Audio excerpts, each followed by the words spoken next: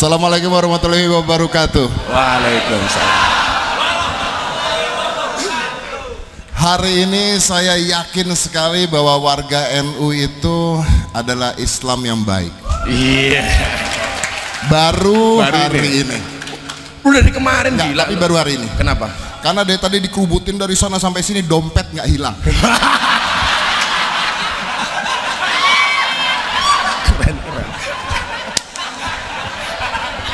Loh,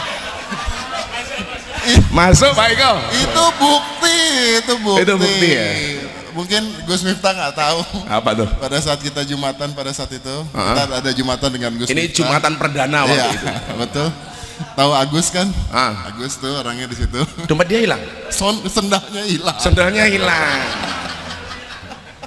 Karena waktu itu saya ajak Mas Dedi itu Jumatan perdana. Ini cerita. Begitu mau Jumatan, Gus, ini rebutan masjid-masjid di sekitar Mas Dedi itu bagaimana supaya masjidnya dikunjungi sama Mas Dedi. Begitu saya lihat ternyata RCTI, rombongan celana tinggi Indonesia. Waduh.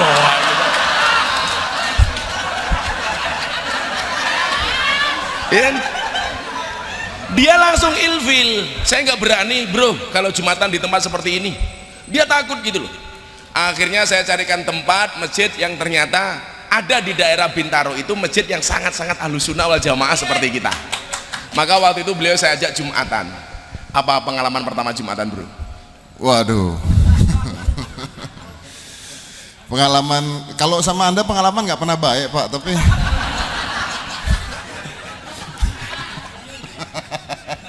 nggak, tapi menarik. Pengalaman Jumatan pertama menarik karena tiba-tiba wartawan di depan rumah saya banyak. Saya nggak tahu kok bisa ada wartawan yang tahu saya mau Jumatan. Karena hari itu hari Jumat. Iya, Makanya gue pesen sama lo, walaupun lo jadi orang Islam yang baik, tolong Jumatan cukup sekali hari Jumat saja. Tapi jangan tiap hari. Iya. Tapi lu juga nggak perlu ketika wartawan nanya lu jawab iya gitu juga kan. Jadi datang semua kan. Tapi luar biasa sekali. Dan saya mau terima kasih buat semuanya, buat semua warga NU, buat semuanya yang ada di sini. Terima kasih banyak. Sambutannya luar biasa buat Gus Miftah. Kalau saya boleh cerita dikit kali ya. Yang bikin lo mantep masuk Islam aja, mereka pengen tahu. Dulu sekali ada pemuka agama lah ya, yang bilang jangan nonton acara hitam putih karena pembawa acaranya kafir. Ya. Setelah kata-kata itu keluar, saya stres.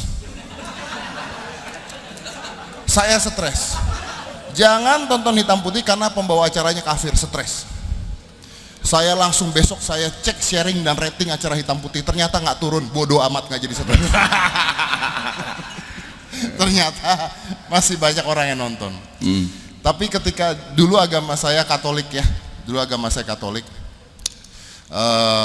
dan Katoliknya bener ya, bukan PNS ya. Oh, lo kan Katoliknya negeri. Enggak, Sabtu Minggu libur. Iya. Nggak ke gereja dong Sabtu Minggu libur. Ini bener ini. Oh, bener ya? Bener. Dan mungkin kalau saya boleh cerita, di agama saya yang dulu juga indah. Kenapa? Karena menurut saya semua agama yang diakui di Indonesia itu sebenarnya indah. Sebenarnya. Yang buat nggak indah itu adalah oknum-oknumnya. Maaf maksudnya jangan udah. Ya. Soalnya oknum. Lu paling dekat dari gua soalnya. Oknum-oknumnya yang buat tidak indah. Saya pada saat saya masih Katolik itu, dulu waktu saya kecil, yang paling saya kangen itu apa? Hari Raya Lebaran. Nih, bukan Natal ya? Bukan, sumpah. Karena kalau Natal, gue capek bangun pohon Natal. Kalau gue pada saat itu Katolik dan Lebaran, gue diem duduk di rumah, tetangga ngirim tupat. Iya. Matre loh. Jadi enak, ya kan? Nah, kenapa saya bangga menjadi warga NU? Subhanallah. Adalah seperti ini. Karena kalau pada saat Katolik dulu saya senang ketika hari raya Lebaran, ada lagu-lagu Islami di mall, ya kan? Ada tupat-tupat di mall. Dan kenapa saya merasa tepat saya berada di sini? Ini rahasianya. Karena ketika saya berada di sini, saya yakin Natal nanti masih ada di mall. Ya. Saya yakin semua agama di Indonesia akan dihargai. Seperti tadi Pak Kiai bilang, toleransi. Dan saya yakin toleransi itu akan ada selamanya. Pancasila akan ada selamanya, NKRI ada selamanya, Indonesia ada selamanya. Amin. Benar kata Gus Miftah, masuknya lewat pintu yang tepat. Alhamdulillah. Bukan Anda, ya. Jadi satu ketika Dedi itu pernah telepon saya gara-gara ada stand up komedi namanya Coki Muslim, dibully gara-gara masak daging babi dengan kurma. Saat itu Kiai diancam bunuh, itu penistaan agama. Dia telepon saya, akhirnya kita bikin YouTube. Gus, apa benar orang masak daging babi itu dengan kurma itu penistaan agama? Waktu itu saya jawab, sejak kapan benda mati punya agama? Seolah-olah kalau babi itu pasti Kristen, kalau kurma itu pasti Islam. Waktu itu. Jadi kemudian dia mengatakan begini, kok Islamnya galak seperti itu sih Gus? Waktu itu orang tidak mau menanam pohon cemara gara-gara jadi lambang Natal. Saya jawab, sejak kapan pohon itu? Dia saya tanya, coba kamu jawab, cinta itu dari mata turun ke hati atau dari hati naik ke mata? Jawaban dia waktu itu adalah dari mata turun ke hati. Maka saya bilang, kalau cinta itu dari mata turun ke hati, maka seumur hidup sampai mati kita tidak akan pernah cinta kepada Allah. Kenapa? Karena mata kita tidak pernah melihat Allah. Kalau cinta itu dari mata turun ke hati, maka kita tidak akan pernah cinta Kanjeng Nabi, karena mata kita tidak pernah melihat Kanjeng Nabi. Kalau cinta itu dari mata turun ke hati, orang buta itu tidak akan pernah merasakan indahnya cinta. Kenapa? Karena matanya tidak bisa melihat pasangannya. Maka saya bilang sama dia, kenapa ajaran agama itu tidak semuanya rasional? Karena kalau semua ajaran agama itu rasional, maka tidak ada bedanya agama dengan ilmu pengetahuan. Orang nggak usah punya agama, cukup kuliah. Dan ternyata menurut beliaunya ini rasional. Jadi lo rasional belum, tapi kalah rasional sama gua. Aduh. Saya tuh sebenarnya seneng masuk Islam tuh bangga loh. Saya cuman nggak kuat sama netizen. Ini yang jadi persoalan. Begitu datang ke teman Kiai Ma'ruf, ditelepon sama Pas Pampres. Gus, mau nggak Dedi diajak sholat maghrib berjamaah? Padahal baru jam 1 sahadat, jam setengah 6 ditelepon. Begitu saya bilang sama dia, bro, diajak sholat maghrib berjamaah sama Kiai Ma'ruf, langsung botaknya kemeringet Pak, gini. Keringetan itu. Ya itu. Iya kan? Ya itu. Ya itu ini sekarang keringetan. Sudah sama kan? Keringetan. Akhirnya saya praktek sholat di depan Master Dedi itu cuman 3 menit. 3 menit. Saya kasih gerakan inti. Begitu wudhu saya masuk kamar mandi. Maaf saya potong. Praktek sholat 3 menit di dalam mobil. Berdua pakai sujud-sujudnya. Kalau ada orang lihat di luar kayak ngapain?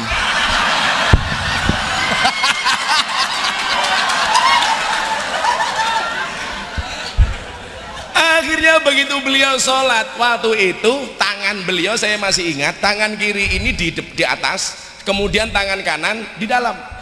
Begini, dikritik habis dia di Corbuzier. Gimana sholatnya, gerakannya salah dan lain sebagainya. Kan dia tanya sama saya begini, nanti sholatnya gimana bro? Begini caranya, pokoknya nanti Kiai Ma'ruf amin seperti apa, sebagai makmum kamu ikut. Kiai berdiri kamu berdiri, Kiai sujud kamu sujud, Kiai rukuk kamu rukuk. Begitu masuk saya jadi ingat ceritanya Gus Dur tahun 2005. Gus Dur itu pernah mengislamkan orang Cina.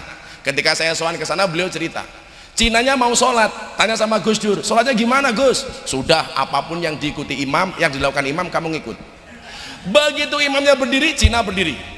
Imam rukuk, Cina rukuk. Imam sujud, Cina rukuk. Begitu sujud bermasalah. Kenapa? Kakinya imam nggak bisa ditekuk.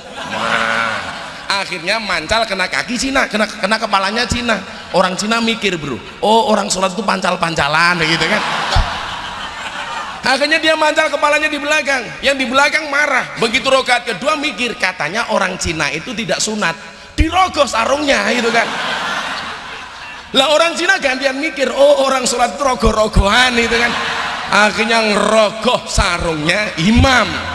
Waktu itu saya stres mau sholat, jangan-jangan Master Dedi ngerogoh Kiai Ma'ruf ini. Tapi subhanallah kita beruntung, walaupun Kiai Ma'ruf itu sudah sepuh, gerakan sholatnya masih sempurna, subhanallah. Bahkan saya guyoni ketika makan, Abah, apa Gus, ada isu tuh kalau Abah besok jadi wapres meninggal katanya mau diganti Ahok. Apa jawaban Kiai Ma'ruf? Ya kalau yang meninggal saya, kalau yang meninggal Jokowi kan saya presiden, katanya. Kiai NU dilawan gitu. Tapi itu bener loh, pada saat saya sholat Jumat untuk pertama kalinya ya, rame banget ya, rame banget dan bener. Kita nih sebenarnya nggak usah nanggepin netizen, karena yang terakhir kali gue nanggepin netizen gue kalah bro. Kenapa bro? Maha benar netizen dengan segala cangkemannya. Ya, pertama cangkem. Pertama gara-gara ini yang paling lucu. Pertama begini, ada yang ngomong bawah ya, wah pokoknya kalau namanya tuh sudah bunga C4325111 itu udah bodong udah pos itu ya. Kalau dilihat nggak ada mukanya tuh ya. Dibilang gini, Master Dedi kok tidak pakai peci sih? Tidak sopan. Pakai sarung. Satu peci yang disebut dulu, tidak sopan. Wah, gitu ya. Terus saya jawab dengan baik hati. Ya. Maaf Mbak, setahu saya peci itu kan tradisi, ya kan? Budaya ya kan? Peci itu budaya. Lagian saya tuh botak Mbak. Keringetnya ngecocor. Kurang sopan kan? Mbak ini bilang begini, Anda salah, peci itu gunanya supaya rambut Anda tidak kena sajadah, kan kurang ajar. Gimana coba? Saya ingat betul ya. Iya dia bener sih, tapi kan cuman kurang ajar. Apanya yang kena sajadah gitu loh. Padahal dia kan Perbakin, Persatuan Badak Kincelongan gitu loh. Saya ingat betul malam sebelum masuk Islam, Dedi itu tanya saya begini, bro, saya besok pakai baju apa ya? Pakai baju apa? Apakah saya harus ganti busana muslim dan lain sebagainya? Saya bilang Islamnya orang NU itu bukan Islam formalitas. Maka di sini kemudian saya kenalkan kepada dia Islam Nusantara, yang hari ini video saya di YouTube dibully habis-habisan oleh Al Kacong, aliran Katok Congklang, gitu kan? Katanya Islam Nusantara itu bertentangan dengan Islam rahmatan lil alamin. Saya jawab, itu namanya jaka sembung bawa golok, nggak nyambung blok. Sehingga kemudian apa? Begitu dia mau masuk Islam diributkan sama orang itu soal pakaian, soal kopiah. Begitu mau berangkat Jumatan ditanya, kenapa kok nggak pakai sarung? Ingat nggak? Kenapa nggak pakai sarung? Maka saya jelaskan sama dia, ini loh bro, cerdasnya orang-orang NU yang dimotori oleh Pak Kiai Said. Ketika kemudian kita menegaskan Islamnya Nahdlatul Ulama itu adalah Islam Nusantara. Maka begitu Dedi tanya sama saya, konsepmu bagaimana Gus? Saya jawab, konsep dakwah saya adalah membudayakan agama, bukan mengagamakan budaya. Jadi mohon maaf, orang Indonesia sekarang itu semangat Islamnya tinggi, tetapi tidak didukung dengan ilmu yang mumpuni. Maka yang terjadi NKTA, nafsunya kuda, tenaganya ayam. Saya kasih contoh bro, ketika tadi Pak Kiai menyebut hubul waton minal iman. Saya pengajian nasionalisme di Surabaya, turun dari panggung, ada orang tanya, Ustadz, seumur-umur saya nggak pernah dipanggil Ustadz. Begitu saya lihat ternyata FJR, Front Jenggot Rasul, gitu kan? Masuk Pak Iko. Tanyanya apa Kiai? Nyuwun sewu. Ustadz saya mau tanya, hubul waton minal iman itu hadis riwayat siapa? Saya langsung ngelus dadanya istri saya. Ya Allah.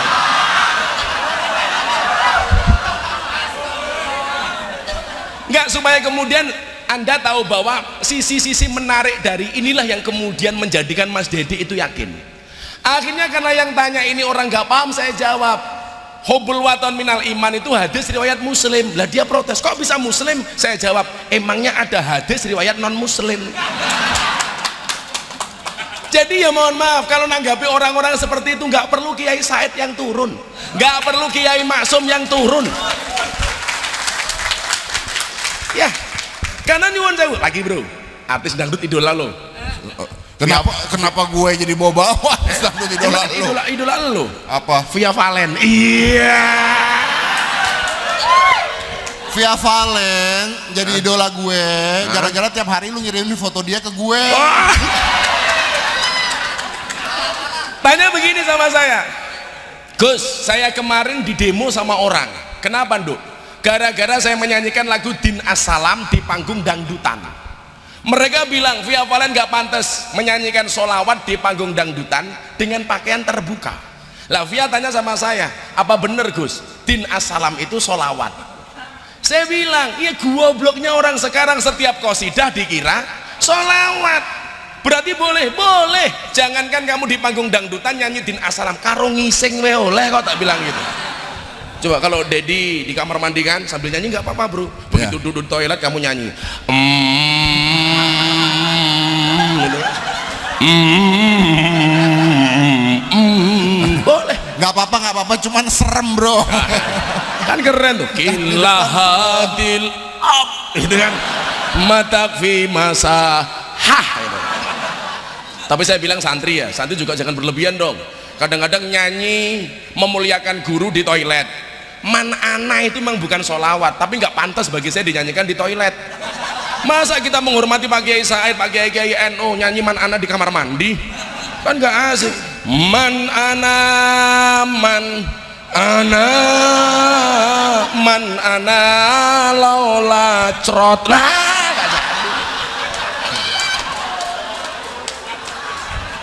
Maka disinilah kemudian saya sampaikan kepada Dedi, you harus bisa membedakan mana budaya, mana agama. Makanya sekarang kalau ditanya nggak pakai sarung, saya udah tahu jawabannya. Karena sarung itu Pak Kiai juga nggak pakai, saya udah punya kartu NU gitu. iya.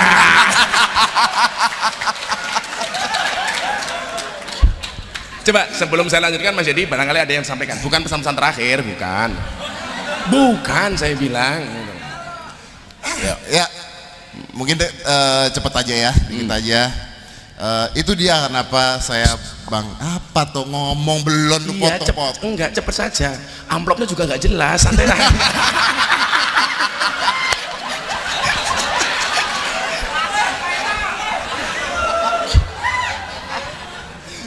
Gue lupa lo mau ngomong apa lo beneran. Gara-gara lu lo. Bener deh.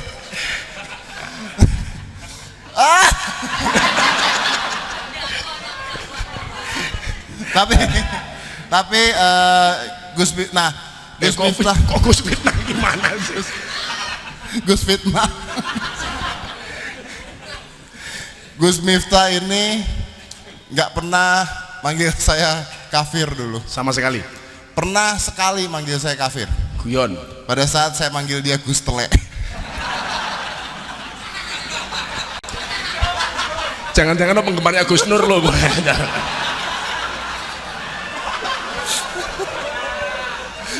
Jadi dia datang ke rumah, buka pintu, Gus Tele.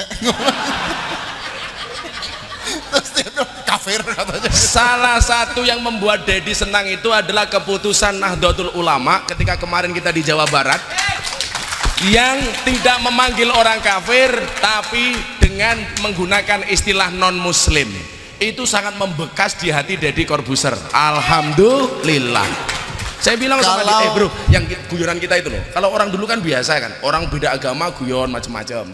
Tapi kenapa sekarang menjadi masalah? Jadi masalah, betul. Dan maksudnya gini, kalau kalian mencintai agama Islam dan kalian merasa bahwa ini agama yang luar biasa dan kalian ingin orang-orang lain menikmati hal yang sama, mereka jangan ditakut-takutin.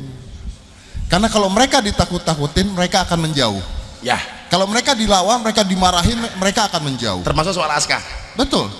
Pada saat saya mualaf, banyak yang nanya ke saya, ya adalah gitu ya. Aska gimana anak saya kan? Aska gimana? Aska mualaf enggak? Aska muslim enggak? Wah, kalau Aska tidak muslim, dosanya ditanggung bapaknya. Saya bilang sama dia, gua kagak jadilah. Karena dia ketakutan. Anak gue nggak masuk, gue yang dosa. Lu gimana sih? Gue bilang itu. Iya dong. Orang kok mau mencari suatu yang baik, yang benar, jangan ditakut-takutin. Contohkan dengan kebaikan, maka semua orang akan melihat Islam itu indah. Ya. Tumben lo bener. Tumben lo bener. Iya, saya mau ngomong gitu. Jadi itulah pengalaman Mas Dedi yang alhamdulillah saya minta doanya, beliau baru proses belajar. Termasuk kemarin beliau saya ajari ngaji kan, saya cari turutan nggak dapat. Akhirnya saya dapat Iqra. Oh, begitu saya kasih dia ajaran kan, baru jilid 1. Oh iya. Begitu baca saya lihat saya ketawa. A. Oh, iya. Ba. Iya. Tapi bagi saya ini proses luar biasa, dan wallah setelah saya mengislamkan Mas Dedi, hampir setiap hari saya mensahadatkan orang sampai hari ini. Dan rata-rata jawabannya adalah karena begitu menyenangkannya hubungan Gus Miftah dengan Mas Dedi. Ya karena saya itu. Wah, lah pede loh. Tadi kan Anda sendiri yang Salah ngomong. satunya. Anda setelah saya, Anda mensyahadatkan banyak orang. Iya. Karena melihat Anda dengan saya. Tapi syahadat Karena bukan, saya, tapi hidayah bukan urusan lo, urusan Allah. Iya. Yeah. Tepuk tangan untuk Mas Dedi Corbuzier. Terima kasih, bro.